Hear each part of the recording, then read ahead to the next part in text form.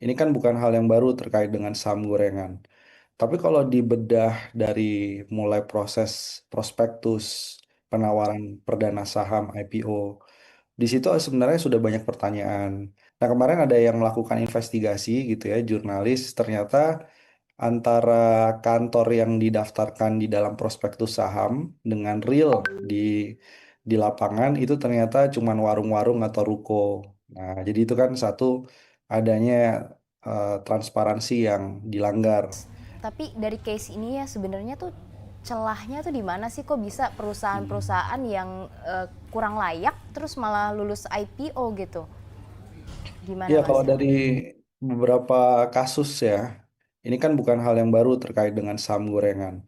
Tapi kalau dibedah dari mulai proses prospektus, penawaran perdana saham IPO, di situ sebenarnya sudah banyak pertanyaan. Pertama, kantornya di mana sih?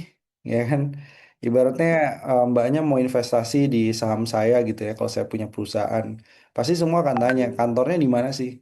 Nah, kemarin ada yang melakukan investigasi gitu ya, jurnalis, ternyata antara kantor yang didaftarkan di dalam prospektus saham dengan real di di lapangan itu ternyata cuma warung-warung atau ruko.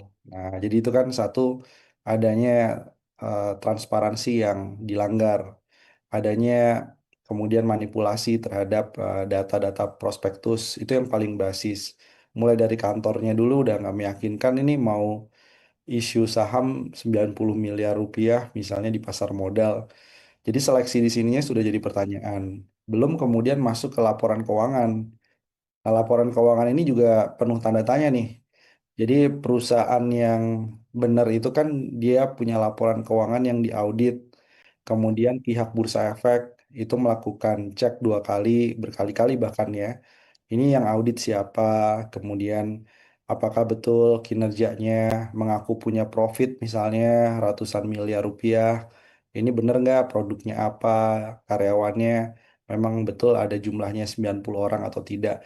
Jadi semua prospektus pada saat penawaran perdana itu semuanya harus betul-betul mencerminkan informasi yang betul-betul faktual, betul-betul valid, sehingga tidak ada satupun investor itu beli kucing dalam karung.